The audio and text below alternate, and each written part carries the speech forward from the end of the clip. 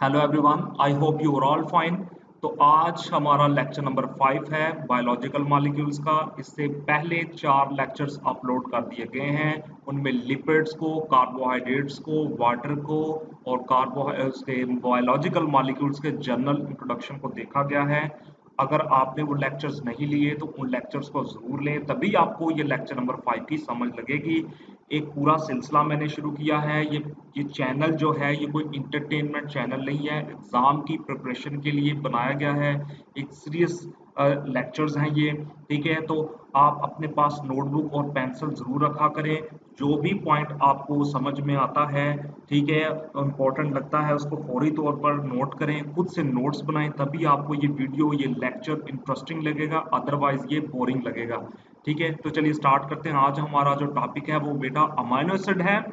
Amino acids हम are the building blocks of proteins, और proteins की सिग्निफिकेंस और इनकी इम्पोर्टेंस अब आपको पता है कि एनिमल्स में, ऑर्गेनिजम्स में कितनी ज़्यादा होती है। ठीक है, जब हम प्रोटीन वाला पोर्शन पढ़ेंगे तो हम देखेंगे कि क्या सिग्निफिकेंस है।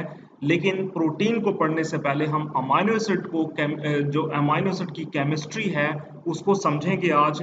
इसका थोड़ा सा जनरल इंट्रोडक्शन लेंगे, अमाइनो एसिड की हर पॉसिबल एस्पेक्ट को समझने की कोशिश करेंगे, जो इम्पोर्टेंट है, जो पूछा जा सकता है, जो एमसीक्यूज में आ सकता है, वो हम बात डिस्कस करेंगे। तो देखें, सबसे पहले हम अमाइनो एसिड को किस तरह डिफाइन करेंगे। Amino acids are the organic acids. Amino acids organic acids हैं जिनके पास अमाइनो ग्रुप मौजूद होता है, NH2। आगे स्ट्रक्चर में हम जाके देखेंगे NH2, ठीक है। अमाइनो एसिड्स फिर क्या है, ये ऐसे ऑर्गेनिक एसिड्स हैं जिनके पास अमाइनो ग्रुप मौजूद होता है। अब ये अमाइनो ग्रुप जो है ये मौजूद कहाँ होता है, लोकेट कहाँ होता है, कहाँ पर ये होता है। अमाइनो एसिड में बेटा एक कार्बन होता है।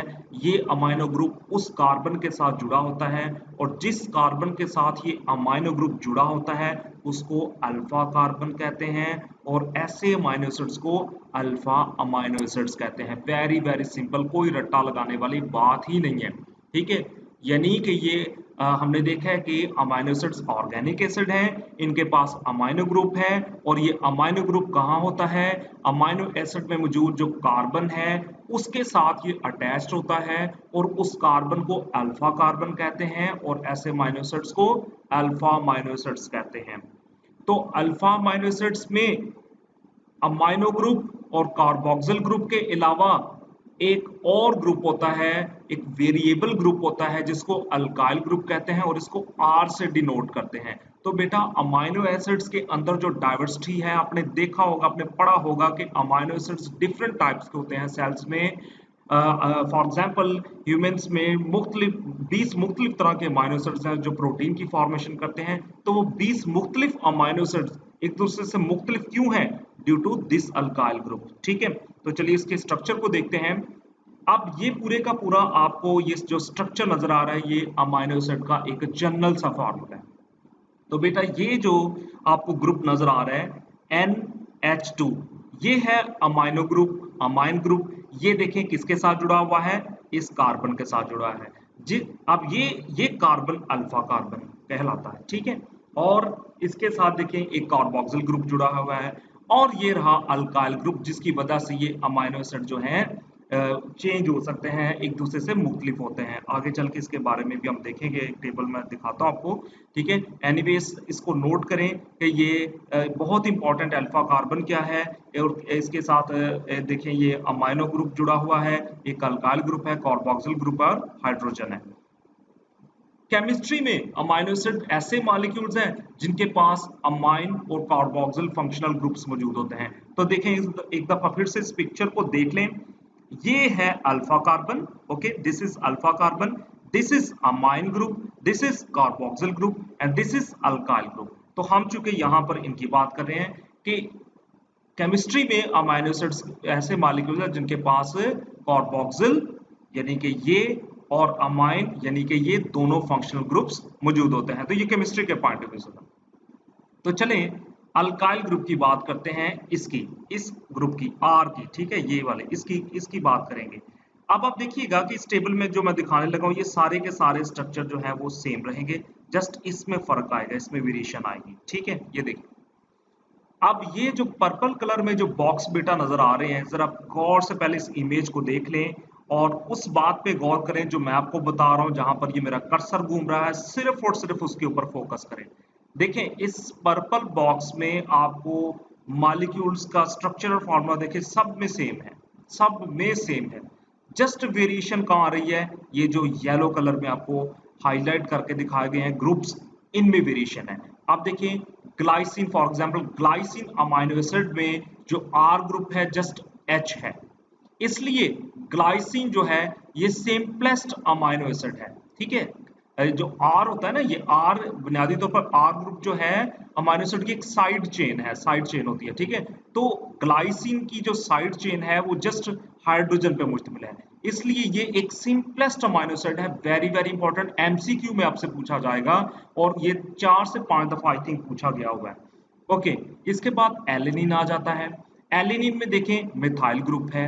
इसके बाद वैलिन आ जाता है, इसमें देखें ये वाला ग्रुप है। अब मुझे इतनी ज्यादा केमिस्ट्री नहीं आती, आई एम सॉरी, लेकिन आप देख लीजिएगा जब आप केमिस्ट्री पढ़ेंगे तो केमिस्ट्री वाले टीचर आपको ये बेहतर समझा सकते हैं और अच्छा समझाएंगे। ठीक है, लेकिन आपका ये लेक्चर्स केमिस्ट्री के पॉइंट ऑफ व्यू से बड़ी हेल्प कर रहे हैं। अगर आप इन लेक्चर्स को ध्यान से पूरी कंसंट्रेशन के साथ सुन लेंगे तो जो चैप्टर ऑर्गेनिक केमिस्ट्री में आप पढ़ेंगे ना, जो बायोकेमिस्ट्री से रिलेटेड हुआ, तो वहां पर ये चीजें आपकी बहुत ज्यादा हेल्प करेंगी। इसलिए अभी इस लेक्चर को सीरियसली लें, ध्यान से सुने। ठीक है, तो यहाँ पर देखिए बेटा ये वाला ग्रुप है, यहाँ पर ये ग्रुप है, यहाँ पर ये ग्रुप है, और ये ट्रिप्टोफैन में देखें ये ग्रुप है, और फिनाइल एलानिन में देखें ये रिंग्ड स्ट्रक्चर बनी हुई है। ठीक है, ये रिंग स्ट्रक्चर है, और इसमें देखें मेथायोनिन में देखें बहुत ही इंपॉर्टेंट पॉइंट, इसमें सल्फर भी मौजूद है। ठीक है, तो अब देखिए जितने भी यहाँ पर आपको इस टेबल में अमाइनो एसिड दिखाए गए हैं, मेरा मकसद सिर्फ आपको ये बताना है कि इनके अंदर जो आर ग्रुप होता है, ये वाला जो ग्रुप है, ठीक है, ये वेरिएबल होता है। इसके अंदर वेरिएशंस होती हैं जिसकी वजह से डिफरेंट अमाइनो एसिड्स बनते हैं। अब देखिए जितने भी अमाइनो एसिड आपको दिखाए गए हैं यहाँ पर 1 2 3 4 5 6 7 8 9 अमाइनो एसिड जो दिखाए गए हैं, ये सारे के सारे एक दूसरे से मुख्तलिफ हैं, डिफरेंट हैं।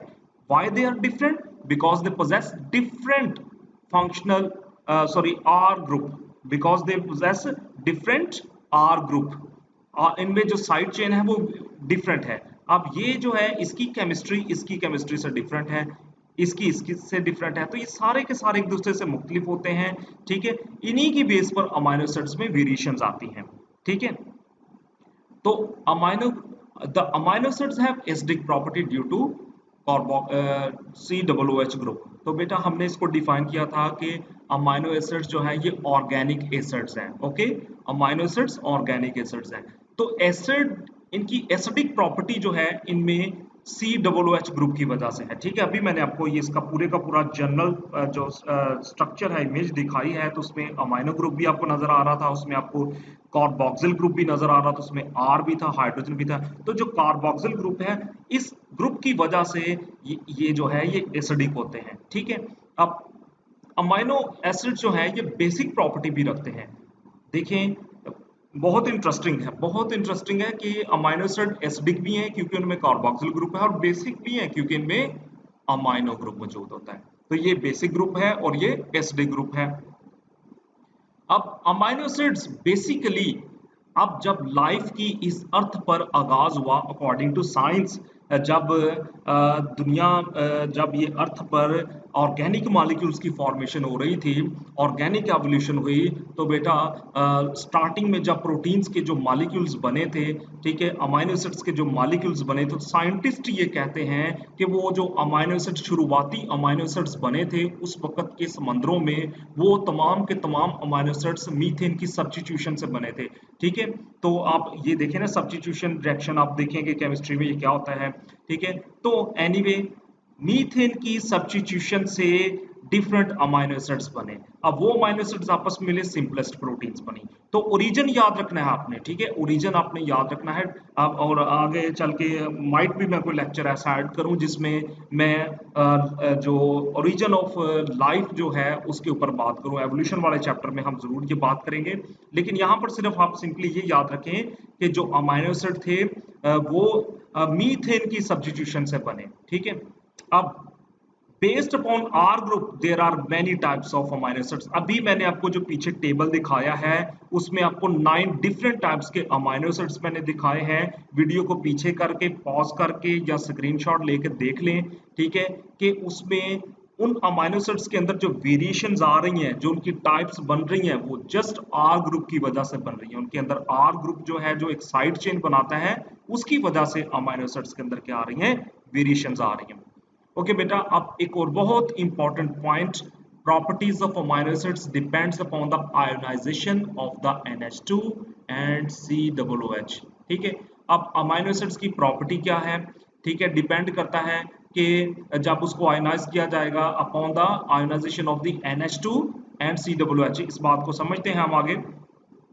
इन solution of different pH the structure of amino acid get change. देखें, एसिडिक मीडियम में अमाइनो एसिड जो हैं वो और तरह का बिहेव कर सकते हैं, बेसिक मीडियम में अमाइनो एसिड्स और तरह का बिहेव कर सकते हैं। तो ये डिपेंड करता है, मुख्तलिफ जिस भी पीएच पे अमाइनो एसिड्स मौजूद होंगे वो उस हिसाब से बिहेव करेंगे, ठीक है। तो ये बफर के तौर पर बिहेव करते हैं, ठीक है, they act as a buffer.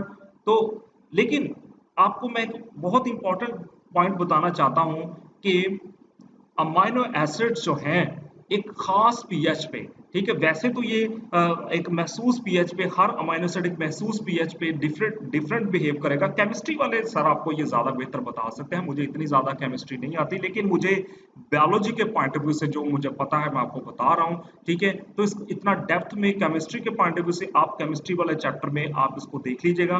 तो देखें, एट पर्टिकुलर पीएच, लेकिन एक महसूस पीएच पर अमाइनो एसिड जो है, एक महसूस पीएच पर अमाइनो एसिड ज्वीटर आयन की फॉर्मेशन करते हैं, और ऐसी पीएच जिसमें अमाइनो एसिड ज्वीटर आयन की फॉर्मेशन करते हैं उसको आइसो इलेक्ट्रिक पीएच कहते हैं। याद रखें कि ये एग्जाम में पूछा गया हुआ है, आइसो इलेक्ट्रिक पीएच क्या है, ज्वीटर आयन पूछा गया हुआ है, ठीक है। तो देखिए, at particular pH the amino acids forms zwitter ion, क्योंकि अमाइनो एसिड्स डिफरेंट पीएच पे डिफरेंट बिहेव कर सकते हैं, लेकिन एक खास पीएच पे ये ज्वीटर आयन की फॉर्मेशन करेंगे।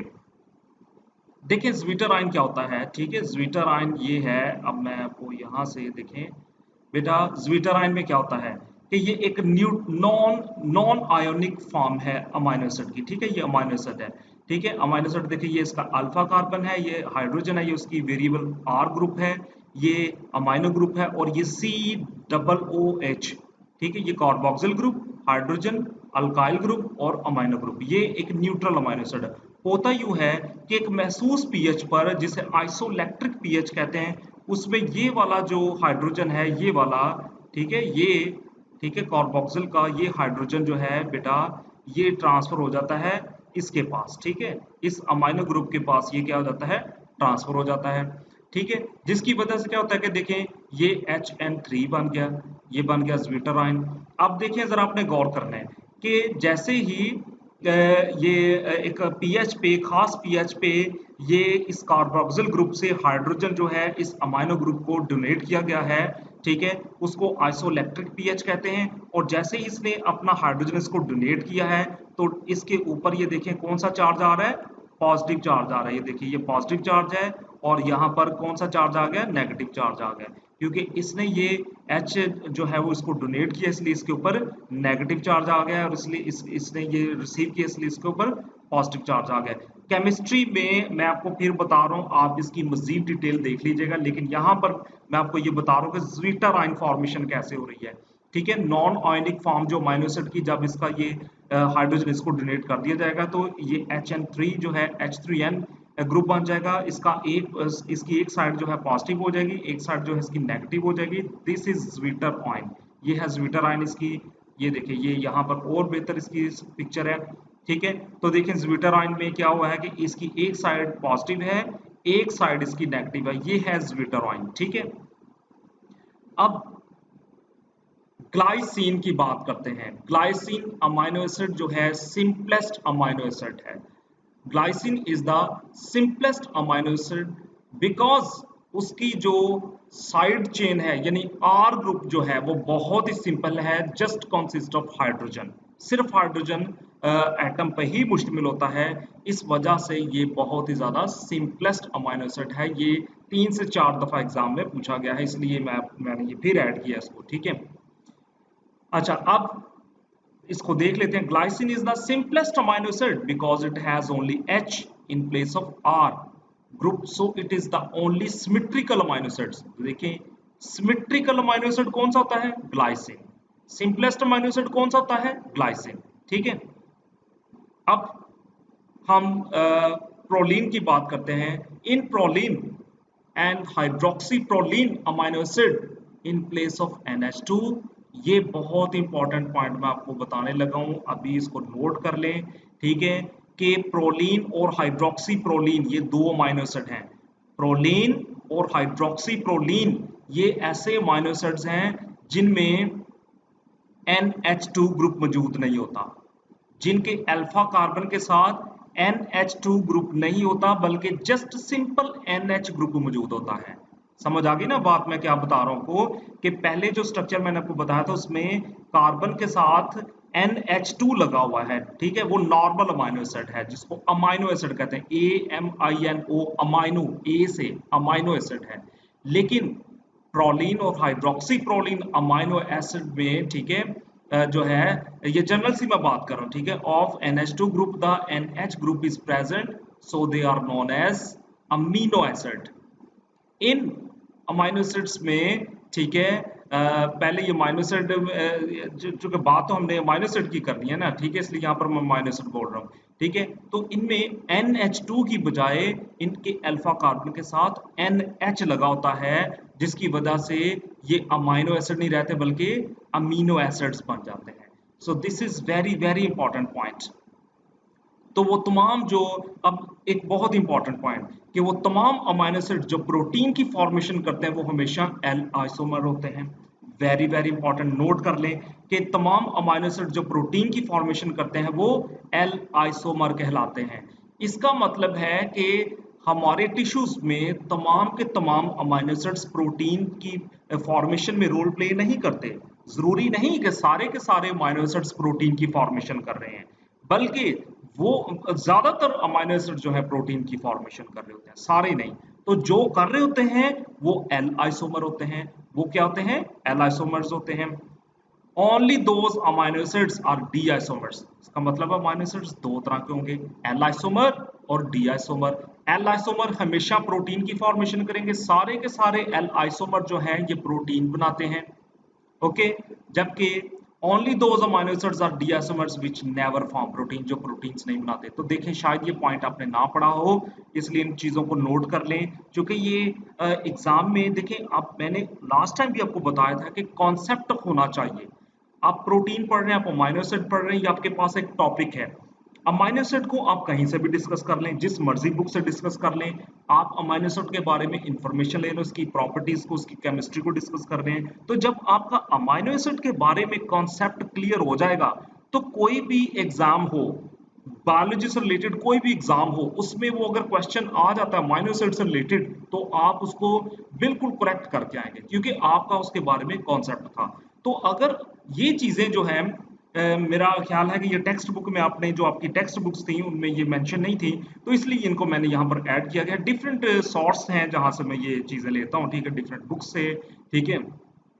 अब ओनली ये देखिए, ये कुछ चीजें कोई अजूबा नहीं है, जो ये यही बुक्स किताबों से ली गई ये चीजें, ठीक है। जस्ट इनको ऑर्गेनाइज किया गया है, कहीं से कोई इन्फॉर्मेशन ली, कहीं से कोई इन्फॉर्मेशन, इनको ऑर्गेनाइज करके तो आपके सामने मैं रख रहा हूँ, और इंपॉर्टेंट पॉइंट्स मैं बता रहा हूँ जो एग्जाम में पूछे जा सकते हैं, ठीक है।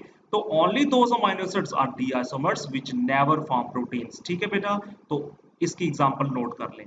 वो अमाइनो एसिड्स डी आइसोमर्स, वो अमाइनो एसिड्स जो डिआइसोमर्स हैं, जो प्रोटीन की फॉर्मेशन नहीं करते, ऑर्निथिन है, ठीक है, सिट्रोलिन है, और गाबा, गाबा, ठीक है, गामा अमाइनो ब्यूटारिक एसिड, इसकी full form gamma amino butyric acid. तो मेरा नहीं ख्याल कि आपने ये पढ़ा हो या शायद पढ़ा हो। अगर आपने पढ़ा भी है तो उसको रिवाइज करें, लेकिन ये चीजें साथ साथ नोट करें। ठीक है, तो चले देखें एल आइसोमर, वो अमाइनो एसिड जो प्रोटीन की फॉर्मेशन करते हैं वो एल आइसोमर है, जो नहीं करते वो डी आइसोमर। उनकी एग्जाम्पल ये हैं। अब प्रोटीन की फॉर्मेशन में 20 मुख्तलिफ तरह के अमाइनो एसिड्स इन्वॉल्व होते हैं। Okay, there are 20 types of amino acids which are involved in the formation of protein। अब प्रोटीन्स का जो बेटा प्राइमरी स्ट्रक्चर है, आप देखिए ना, हम प्रॉपर एक चीज को डिस्कस कर रहे हैं कि 20 मुख्तलिफ किस्म के अमाइनो एसिड हैं और ये 20 मुख्तलिफ अमाइनो एसिड्स आपस में जुड़ के प्रोटीन बनाते हैं। तो ये अमाइनो एसिड्स 20 मुख्तलिफ अमाइनो एसिड एक दूसरे के साथ चेन की फॉर्म में, ठीक है, चेन की फॉर्म में एक दूसरे के साथ मिलते हैं। ठीक है, और एक खास सीक्वेंस में मिलते हैं और एक लंबी सी पॉलीपेप्टाइड चेन बना देते हैं। क्लियर? पॉलीपेप्टाइड चेन क्या है? A long chain of amino acid is called polypeptide chain. एक इस पॉलीपेप्टाइड चेन में तमाम अमाइनो एसिड जो हैं वो एक खास तरतीब से, एक खास सीक्वेंस से जुड़े होते हैं। इनकी सीक्वेंस इस पॉलीपेप्टाइड चेन में बहुत इंपॉर्टेंट होती है। अगर थोड़ी सी भी सीक्वेंस खराब हो जाएगी तो ये पॉलीपेप्टाइड चेन जो है वो अबनॉर्मल हो जाएगी, प्रोटीन अबनॉर्मल हो जाएगी, फंक्शन नहीं करेगी प्रॉपरली। ठीक है, अब ये देखें, ये जो है ये अमाइनो एसिड्स देखें, ग्लाइसिन, प्रोलीन, थ्यूरीन, ग्लाइसिन, ये सारे के सारे ये देखिए पॉलीपेप्टाइड चेन बनी हुई है। ठीक है, ये देखें सारे के सारे, this is polypeptide chain, primary structure है उसका। ठीक, अब कोई भी पॉलीपेप्टाइड चेन है उसका जो आगाज है उसके एंड जो है जो है अमाइनो ग्रुप होता है और एंड पे उसके कार्बोक्सिल ग्रुप होता है। देखिए ये हो गया इसका एंड कार्बोक्सिल ग्रुप पे और ये होगा इसका स्टार्ट जो है वो अमाइनो ग्रुप पे। तो यहाँ पर ये अमाइनो ग्रुप और ये कार्बोक्सिल ग्रुप फ्री रहते हैं ताकि मजीद इनके साथ और अमाइनो एसिड जुड़ सकें। डिपेंड करता है प्रोटीन के ऊपर। मैं सिर्फ आपको यहाँ पर ये बताना चाहता हूँ कि 20 मुख्तलिफ तरह के अमाइनो एसिड्स किस तरह खास तरतीब से, खास सीक्वेंस से जुड़ते हैं तो एक पॉलीपेप्टाइड चेन बनाते हैं। ठीक है, तो देखें इनमें अमाइनो एसिड्स की तरतीब जो है वो बिल्कुल ठीक होनी चाहिए। देखें, जिस तरह आपके नाम के स्पेलिंग्स देखें, आपके नाम में जो भी स्पेलिंग्स हैं, जो भी अल्फाबेट्स हैं, उनमें से अगर एक अल्फाबेट को रिमूव कर दिया जाए, एक अल्फाबेट को अगर रिमूव कर दिया जाए, जो भी आपका नाम है अपना नाम पेज पे लिखें और इसमें से कोई एक अल्फाबेट जो है वो चेंज कर दें। ठीक है, फर्स्ट के साथ एंड को कर दें या कोई एक रिमूव कर दें या एक एडिशनल कर दें, तो देखिए आपका नाम ही बिगड़ जाएगा। इन द सेम वे जब अमाइनो एसिड्स एक खास तरतीब में जुड़ते हैं पॉलीपेप्टाइड चेन बनाने के लिए, यानी इसका प्राइमरी स्ट्रक्चर बनाने के लिए, तो उनमें अमाइनो एसिड्स की तरतीब जो है वो बिल्कुल ठीक होनी चाहिए। ठीक है, अब यहां पर आप देखें अमाइनो एसिड्स कैसे जुड़ते हैं और कैसे वो पॉलीपेप्टाइड चेन बनाते हैं। Very very important reaction note करना है आपने। इसके अलावा आपको अगर कोई और पिक्चर बेहतर लगती है वो भी ले लें। ठीक है, मैं ये ज़्यादा पिक्चर्स जो हैं वो कैंपेल की बायोलॉजी से लेता हूँ। ठीक है, टॉपिक्स या इन्फॉर्मेशन भी मैं ज़्यादातर वहीं से लेता हूँ। इसके अलावा और भी डिफरेंट सोर्स हैं जहाँ से मैं ये लेता हूँ। ठीक है, आप देखें कि ये जो बेटा ये एक अमाइनो एसिड है और ठीक ये एक अमाइनो एसिड, दो मुख्तलिफ अमाइनो एसिड्स हैं। ओके, एक ये अमाइनो एसिड है और एक ये अमाइनो एसिड्स। ठीक, अच्छा, अब देखें कि इन दो अमाइनो एसिड के दरमियान में आपको ये ब्लू लाइन नजर आ रही है। ठीक है, ये देखें ये ब्लू लाइन, ये पूरे का पूरा अमाइनो एसिड और ये पूरे का पूरा अमाइनो एसिड, इनके दरमियान में आपको ये ब्लू लाइन नजर आ रही है। This is peptide bond. ठीक है, दिस इज पेप्टाइड बॉन्ड। ये बनता कैसे है? चलिए मान लीजिए कि इन दो अमाइनो एसिड के साथ एक तीसरा अमाइनो एसिड भी अब जुड़ेगा। कैसे? मैंने बताया था ना कि पॉलीपेप्टाइड चेन में बेटा देखिए इसका एक एंड जो है वो फ्री रहता है कार्बोक्सिल और एक एंड रहता है फ्री अमाइनो। तो इसका जो एक कार्बोक्सिल फ्री एंड कार्बोक्सिल है वहां से स्टार्ट करेंगे। देखिए ये फ्री एंड है, उसका कार्बोक्सिल ग्रुप है।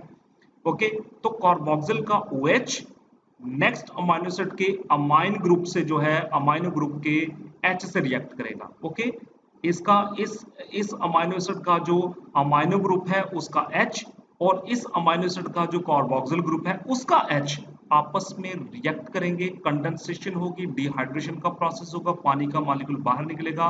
रिजल्टेंटली ये जो कार्बन है इस नाइट्रोजन के साथ जाके बॉन्ड बना लेगी, ये बन गया पेप्टाइड बॉन्ड। देखें ये पेप्टाइड बॉन्ड बन गया, ये देखिए ये पेप्टाइड बॉन्ड बना हुआ है, ये वाला, ठीक हो गया। तो इस तरह ये 3 अमाइनो एसिड्स आपस में जुड़ गए हैं, ठीक हो गया। चौथा भी आके इसी तरह जुड़ेगा। तो इस तरह से ये पॉलीपेप्टाइड चेन बन रही है। इसी तरह से देखें ये सारी की सारी चेन जो है बेटा इसी तरह ही बनी है थ्रू पेप्टाइड बॉन्ड फॉर्मेशन। तो चलिए इसको और अच्छे तरीके से समझ लेते हैं कि पेप्टाइड बॉन्ड कैसे बना है। CONH, ठीक है, इससे रिप्रेजेंट करते हैं। ये एक अमाइनो एसिड था और ये दूसरा अमाइनो एसिड था। इसका ये देखिए ये कार्बोक्सिल ग्रुप, इसका अमाइनो ग्रुप, इसके कार्बोक्सिल ग्रुप से OH और इसके अमाइनो ग्रुप से H, ये दोनों आपस मिलेंगे, पानी बनेगा। रिजल्टेंटली क्या होगा कि इसका C, ठीक है, इसका जो CO है, CO जो है इसके NH के साथ जो है जाके मिलेगा, ठीक है। इस अमाइनो एसिड का CO इस अमाइनो एसिड के NH से जाके बॉन्ड बना लेगा। दिस इज पेप्टाइड बॉन्ड, ठीक है। इस तरह ये 2 अमाइनो एसिड आपस में जुड़ जाएंगे। इसी तरह नेक्स्ट आएगा, ठीक है। वेरी वेरी सिंपल, कोई भी मुश्किल बात नहीं है। जस्ट आपने इन रिएक्शन को अभी पेंसिल पकड़े, नोटबुक पकड़े, अगर आपके पास नहीं है तो इनको राइट डाउन करें, लिखें साथ साथ, तभी आपको ये लेक्चर इंटरेस्टिंग भी लगेगा, ठीक है, और आपको नॉलेज भी मिलेगा। अब हम आते हैं अमाइनो एसिड्स की टाइप्स की तरफ, very very important. Neutral amino acids की सबसे पहले बात करेंगे। न्यूट्रल अमाइनो एसिड्स, ग्लाइसिन आ जाते हैं इसमें, एलेनिन आ जाता है, वैलिन आ जाता है और ल्यूसिन आ जाता है, ठीक है, आइसोल्यूसिन आ जाता है। अब अमाइनो एसिड्स की टाइप्स बहुत इंपॉर्टेंट हैं। क्यों? क्योंकि एग्जाम में आपसे पूछा जा सकता है कि ग्लाइसिन जो है ये किस किस्म का अमाइनो एसिड है, न्यूट्रल है, एसिडिक है, बेसिक है, वगैरह वगैरह, या एलेनिन। तो ये आपको याद रखने हैं, ठीक है, इनको आपको याद रखना है कि ये अमाइनो एसिड किस में कैटेगराइज्ड होते हैं, न्यूट्रल अमाइनो एसिड में कैटेगराइज्ड होते हैं, ठीक है। In the same way acidic amino acid आ गए। एसिडिक अमाइनो एसिड्स में अस्पार्टिक एसिड आ जाएगा, ओके, अस्पार्जिन आ जाएगा, ठीक है, ग्लूटामिक एसिड आ जाएगा, ग्लूटामाइन आ जाएगा, ठीक है। आप देखें अस्पार्टिक एसिड, अस्पार्जिन और ग्लूटामिक एसिड और ग्लूटामिन, ठीक है। आई एम सॉरी, वो प्रोनाउंसिएशन में थोड़ी सी मुश्किल हो जाती है। अच्छा, अब बेटा ये साथ साथ नोट करते जाएं। Now basic amino acids, arginine, lysine, ठीक है, आर्जिनिन और लाइसिन। याद करें आपने ये कहाँ पढ़े हुए हैं, ये हमने आपने वो कहाँ पढ़े हैं, याद करें जरा। आपने मुझे बताना है कि ये आर्जिनिन और लाइसिन अमाइनो एसिड्स कहाँ मौजूद होते हैं। ये बेसिक अमाइनो एसिड्स और ये कहाँ मौजूद होते हैं, ठीक है, आपने ये मुझे बताना है जी। सल्फर कंटेनिंग अमाइनो एसिड, ठीक, सल्फर कंटेनिंग अमाइनो एसिड्स, इसमें सिस्टीन है और इसमें मेथिओनिन है, ठीक। ये सिस्टीन और मेथिओनिन अमाइनो एसिड्स किस में आते हैं, सल्फर कंटेनिंग अमाइनो एसिड है। ये बहुत इंपॉर्टेंट पॉइंट्स हैं, एमसीक्यूज है सारे के सारे। ये जो मैं टाइप्स बता रहा हूँ ये सारे के सारे एमसीक्यूज, सारे के सारे एमसीक्यूज हैं, ठीक है। इनमें से कोई अमाइनो एसिड जो है वो आपसे पूछा जा सकता है कि ये न्यूट्रल है, सल्फर कंटेनिंग है, एसिडिक है, बेसिक है, क्या है, तो ये आपको याद रखना है, ठीक है। फिर अल्कोहलिक अमाइनो एसिड्स आ जाते हैं, इसमें सीरीन है और इसमें थ्रियोनिन है, ठीक है। अल्कोहलिक अमाइनो एसिड्स में क्या आ जाता है, सीरीन और थ्रियोनिन आ जाता है। अच्छा, अब इसमें एरोमेटिक अमाइनो एसिड्स आ जाते हैं। एरोमेटिक, जिनकी साइड चेन पे कार रिंग बना होता है, ठीक है, रिंग फॉर्मेशन, जैसे बेंजीन का रिंग होता है, ठीक है। तो इनकी जो एरोमेटिक जो अमाइनो एसिड्स हैं, इनकी साइड चेन जो है वो रिंग फॉर्मेशन हुई होती है। फिनाइल एलेनिन को स्ट्रक्चर आप देख लीजिएगा, पीछे वीडियो करें, ठीक है, देखें वहां पर जो टेबल मैंने बनाया था, ठीक है, फंक्शनल ग्रुप को समझाने के लिए, तो वहां पर फिनाइल एलेनिन को देखें, आपको रिंग नजर आएगा उसकी साइड चेन में, ठीक है, टायरोसिन में भी, ट्रिप्टोफैन में भी, ठीक। ये तीनों नोट करें आप। फिर आ जाते हैं हेट्रोसाइक्लिक अमाइनो एसिड्स, ठीक। इसमें प्रोलीन है, देख लीजिएगा स्ट्रक्चर पीछे जाके, जस्ट यहां पर इन चीजों को नोट करें। प्रोलीन आ गया और हिस्टिडीन आ गया, ठीक हो गया। अब कुछ इंपॉर्टेंट पॉइंट्स डिस्कस करते हैं हम। अकॉर्डिंग टू हॉपकिंस, सारे एनिमल्स, द एनिमल्स में ह्यूमंस भी आ जाते हैं, ठीक है। मैं यहाँ पर एनिमल्स की बात कर रहा हूँ, यानी ह्यूमंस की भी बात कर रहा हूँ। तो हॉपकिंस के मुताबिक एनिमल्स में, ठीक है, एनिमल्स 7 मुख्तलिफ तरह के अमाइनो एसिड्स को सिंथेसाइज नहीं कर सकते, ठीक है, आउट ऑफ 20 यानी एनिमल्स में 20 अमाइनो एसिड्स हैं। तो उन 20 में से एनिमल्स जिसमें इंसान भी शामिल है, ठीक है, वो 7 अमाइनो एसिड प्रिपेयर नहीं कर सकते, सिंथेसाइज नहीं कर सकते। तो एनिमल्स में फिर एसेंशियल अमाइनो एसिड्स कितने हैं? 7। याद रखिए सारे एनिमल्स की बात कर रहा हूं मैं, ठीक है, एक जनरल सी बात कर रहा हूं कि हॉपकिंस के मुताबिक, बेटा हॉपकिंस के मुताबिक सारे के सारे एनिमल्स 7 अमाइनो एसिड्स प्रिपेयर नहीं कर सकते, इसलिए एनिमल्स में एसेंशियल अमाइनो एसिड्स की तादाद, उनका नंबर 7 है, ठीक है।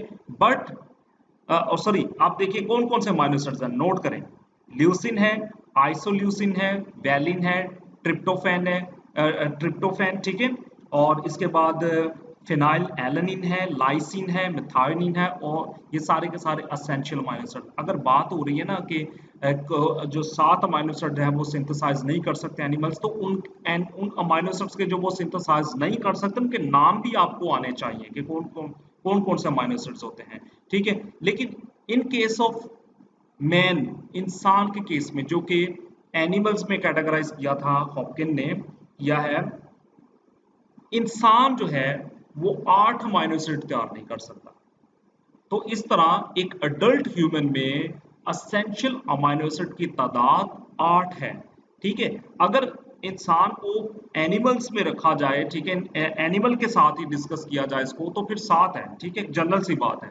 लेकिन इंसान इटसेल्फ जो है ये 8, इंसान में एक और अमाइनो एसिड है जो वो सिंथेसाइज नहीं कर सकता, ठीक है।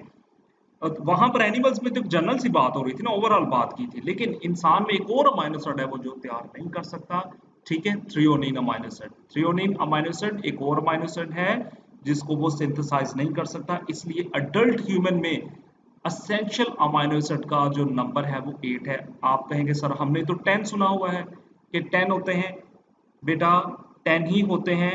आप देखें बच्चों के अंदर 2 और अमाइनो एसिड्स हैं जिनको वो तैयार नहीं कर सकते, क्लियर।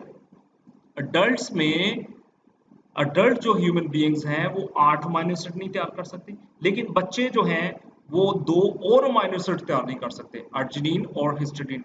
नाम याद रखना है, अपने नोट करें भी कि थ्रियोनिन इंसान जो है वो कौन कौन से अमाइनो एसिड तैयार नहीं कर सकता, अडल्ट कौन सा नहीं कर सकता और बच्चे कौन सा नहीं कर सकते, ठीक है। अर्जिनिन और हिस्टिडीन जो है वो बच्चे सिंथेसाइज नहीं कर सकते, लिहाजा बच्चों में ये जो है ये 10 जो है वो अमाइनो एसिड्स होते हैं एसेंशियल, ठीक है। तो ओवरऑल अगर इंसान की बात करें, इंसान जिसमें बच्चे और एडल्ट्स दोनों आ जाते हैं, तो 10 अमाइनो एसिड्स ही बनते हैं, ठीक है। अगर स्पेसिफिकली बात करें तो एडल्ट्स में 8 अमाइनो एसिड्स सिंथेसाइज नहीं हो सकते, ठीक, और बच्चों में 2 अमाइनो एसिड्स और नहीं सिंथेसाइज हो सकते। टोटल जो नंबर है ये 10 हो जाता है, ठीक है, ह्यूमंस में। असेंशियल अमाइनो एसिड्स जो हैं ये बहुत ज़्यादा इंपॉर्टेंट होते हैं, हमारी हेल्थ के लिए बहुत इंपॉर्टेंट हैं, एनिमल्स की हेल्थ के लिए बहुत इंपॉर्टेंट है, पौधों की हेल्थ के लिए बहुत इंपॉर्टेंट है अमाइनो एसिड्स। ओके, तो हमारी डाइट में ये होने चाहिए, जैसा कि मैंने अभी आपको बताया, थ्रियोनिन और अर्जिनिन और हिस्टिडीन जो बच्चे तैयार नहीं कर सकते वो उनकी डाइट में होने चाहिए। अगर वो उनको नहीं मिलेंगे तो कोई ना कोई मेडिकल इश्यू बन जाएगा, बीमार हो जाएंगे, हेल्थ प्रॉब्लम हो जाएंगी, ओके। लेकिन इनमें अर्जिनिन और हिस्टिडीन जो है वो सेमी एसेंशियल अमाइनो एसिड्स कहलाते हैं। तो फिर essential amino acids, non essential amino acids और सेमी एसेंशियल अमाइनो एसिड्स, एक और एडिशन हो गई आज, semi essential amino acids. Arginine और histidine semi essential amino acids हैं, यानी तैयार हो भी सकते हैं, नहीं भी हो सकते, डिपेंड करता है, ठीक है। याद रखना अपने एसेंशियल अमाइनो एसिड का भी आपको पता होना चाहिए, नॉन एसेंशियल का भी पता होना चाहिए और सेमी एसेंशियल का भी पता होना चाहिए। अर्जिनिन और हिस्टिडीन सेमी एसेंशियल है, ठीक है। तो amino acids, as I have told you that these amino acids are the building blocks of proteins and proteins are the very important molecules of the living system। बेटा अस्पार्टेम जो है ये एक synthetic polypeptide है।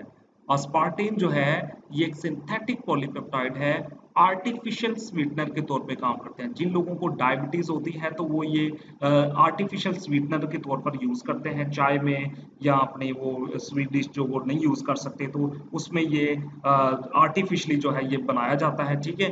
तो उस वहां पर ये स्वीटनर के तौर पे काम करता है। देखिए ये बहुत इंपॉर्टेंट पॉइंट है, नोट कर ले इसको भी।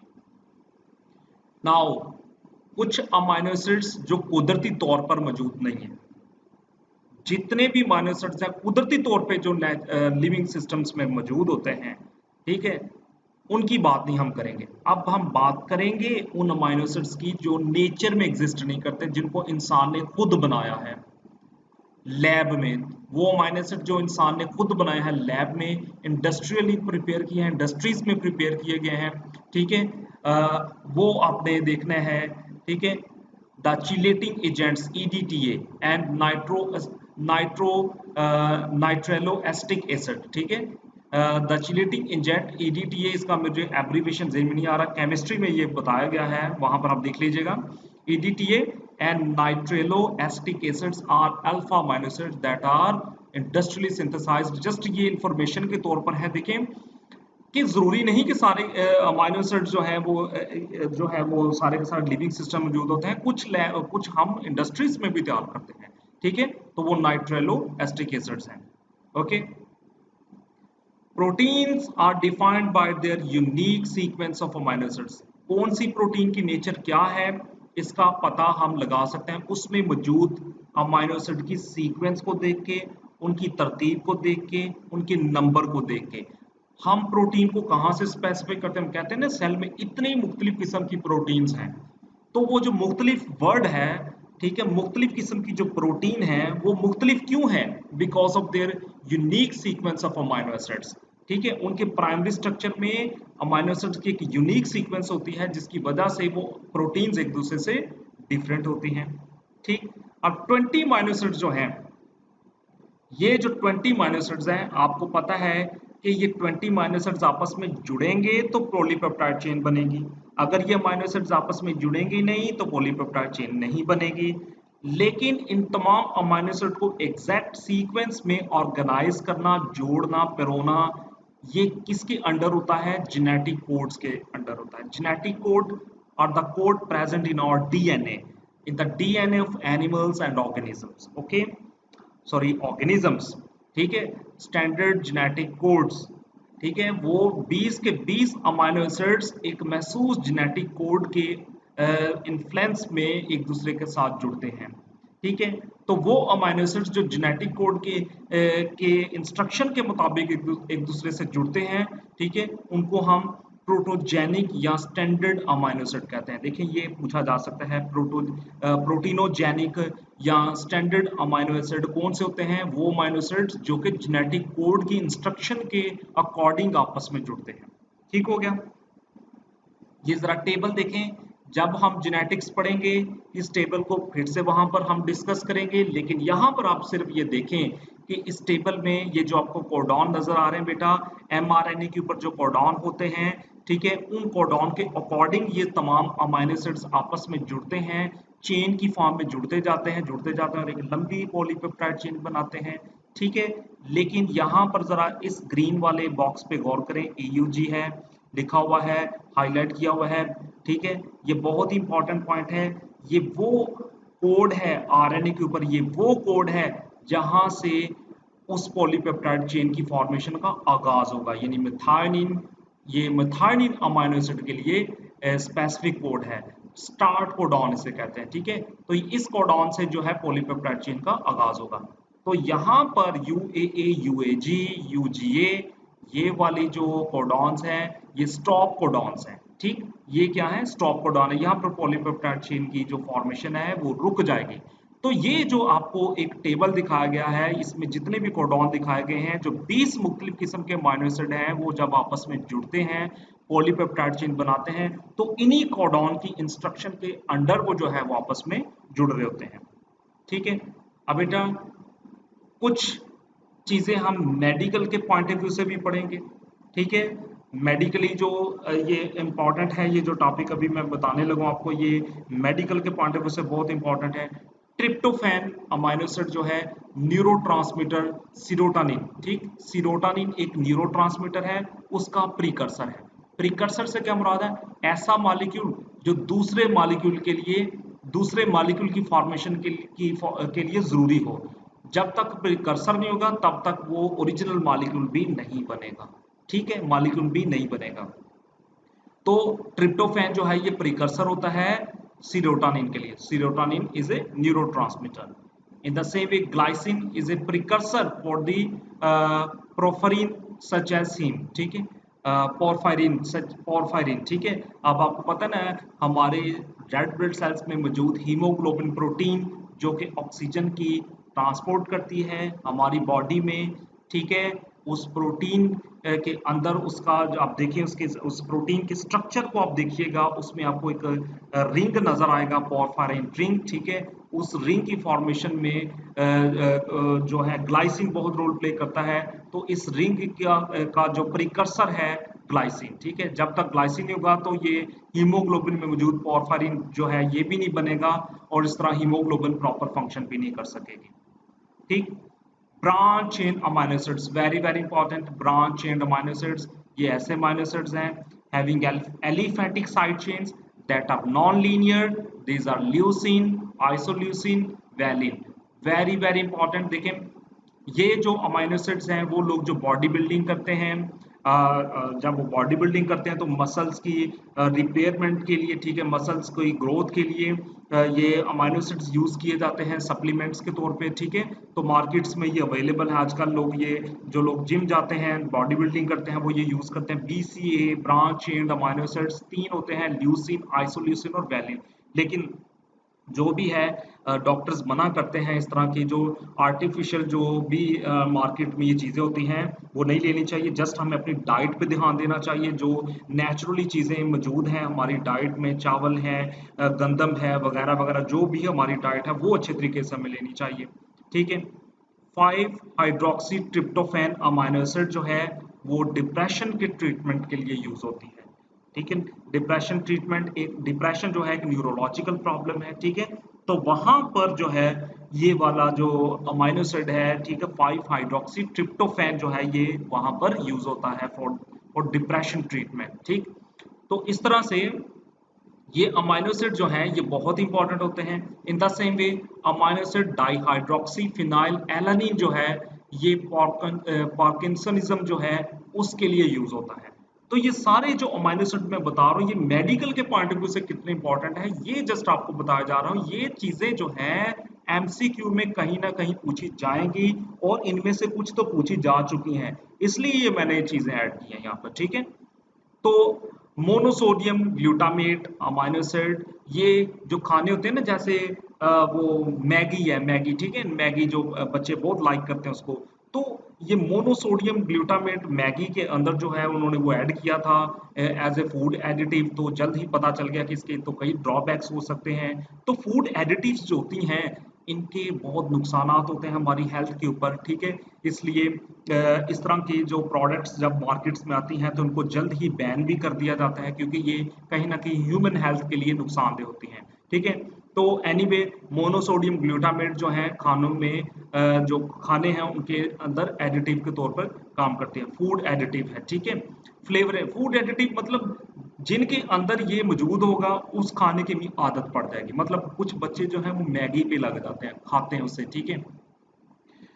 कुछ ऐसी वो प्रोडक्ट्स बच्चे लग जाते हैं उसके ऊपर, जैसे वो नूडल्स वगैरह आई थिंक, और भी जो भी वो बच्चे यूज करते हैं, ठीक है।